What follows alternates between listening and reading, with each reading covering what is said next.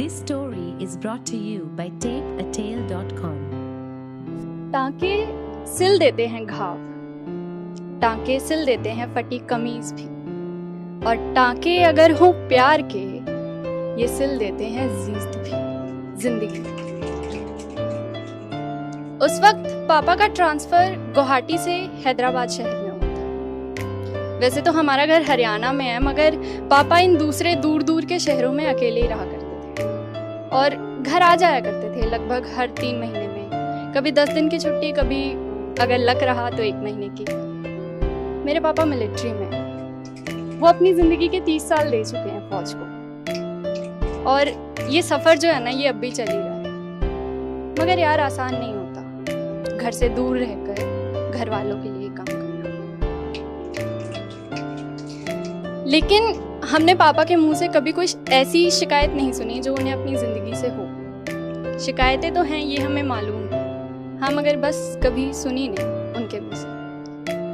हम पापा से अक्सर फोन पे ही बात किया करते थे, कैसे हो, तबीयत, खाना पीना, शहर, मौसम कैसा है, बस ये सब।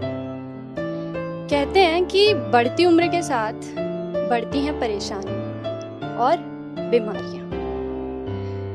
कई बार पापा फोन पे एक अजीब से दर्द का जिक्र किया करते थे जो कि उन्हें अपने पेट के एक तरफ महसूस होता था। ऐसा लगता था कि अंदर से बहुत कुछ चुभ रहा है बहुत जोर से।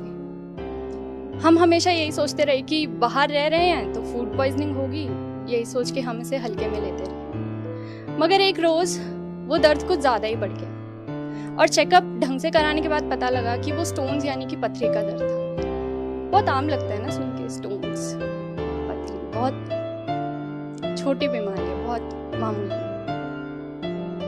पर यार, बात ये नहीं है कि बीमारी छोटी है या बड़ी, बात ये भी नहीं है कि बीमारी कितनी मामूली है या कितनी खास। बात अपनों की।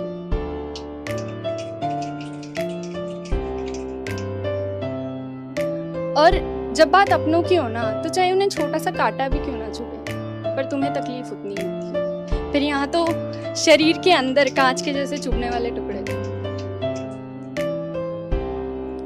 हमने पापा से कहा कि इसका इलाज कराओ जल्द से जल्द, जो भी हो सके।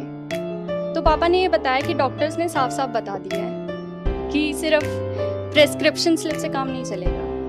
मतलब दवाइयों का सौदा तो बहुत सस्ता सौदा था।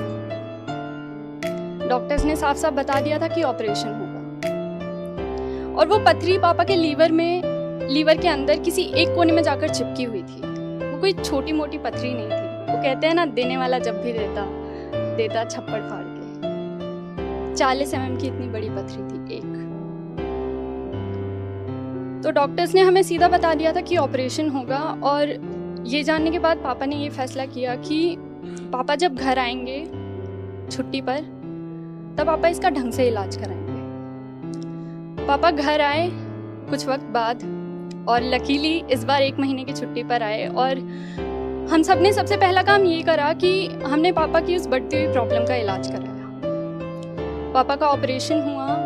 वो पथरी डॉक्टर्स ने टुकड़े टुकड़े करके बॉडी से बाहर निकाले, और पापा वो टुकड़े एक ट्रांसपेरेंसी बॉटल में किसी लिक्विड में डालकर घर लेकर आए थे। यकीन मानो, मैंने गिनकर देखे थे, 27 टुकड़े थे। पापा के कमर की एक तरफ स्टिचेस थे, और उन स्टिचेस और उन टुकड़ों को देखकर हमेशा यही लगता था कि यार, अगर हम अपनी लाइफ से प्रॉब्लम्स को, मुसीबतों को टुकड़ा टुकड़ा करके उनसे अलग भी कर देना, तो भी वो मुसीबतें जाते जाते घाव कर जाती है। और डॉक्टर्स ने पापा की बॉडी के अंदर एक पतला सा पाइप छोड़ रखा था, इसलिए कि ताकि अगर उस पथरी का कोई छोटा मोटा टुकड़ा बचा हो तो वो उस पाइप के जरिए बाहर आ जाए। और वो स्टिचेस उस पाइप के निकलने के बाद ही खुलते। कुछ वक्त बाद फाइनली वो दिन आया जबकि वो स्टिचेस खुलने थे, वो पाइप निकलना था। पापा को हॉस्पिटल लेकर गए, और जब पापा हॉस्पिटल से आए तो बेशक पापा पहले से तो बेहतर लग रहे थे, और खुशी हो रही थी देखकर कि हाँ, अब उन्हें चलने फिरने, उठने बैठने के लिए किसी के सहारे की जरूरत नहीं पड़ रही। क्योंकि पहले जब उन्हें सहारे की जरूरत पड़ती थी और उन्हें सहारा देने की मेरी बारी आती थी, तो मेरा हौसला अंदर से लड़खड़ा जाता था, और फिर मुझे ये नहीं समझ आता था कि अब इस लंगड़े हौसले को किसका सहारा।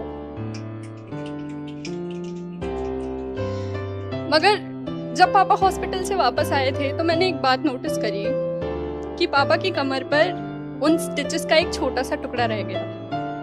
तो मैंने पापा से पूछा कि पापा ये तो आज निकलने थे ना फिर?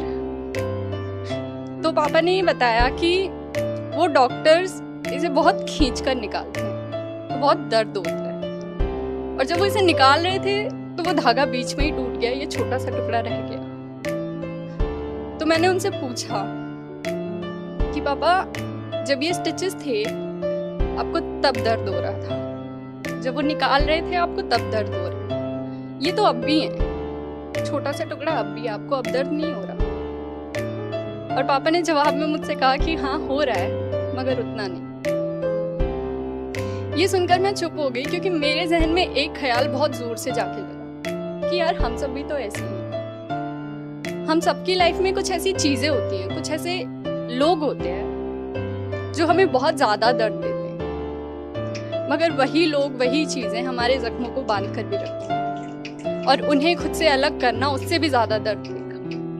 ये हमारी लाइफ के टाके होते हैं। तो अगर तुम्हारी लाइफ में भी कोई ऐसे टाके हैं तो यार एक बात हमेशा याद रखना कि वो टाके ना तुम्हारे घाव भरने के बाद खुद ब खुद गल के तुम्हारे शरीर से अलग हो जाते हैं। ये खुद गर्ज नहीं होते, सेल्फिश नहीं होते। Thank you.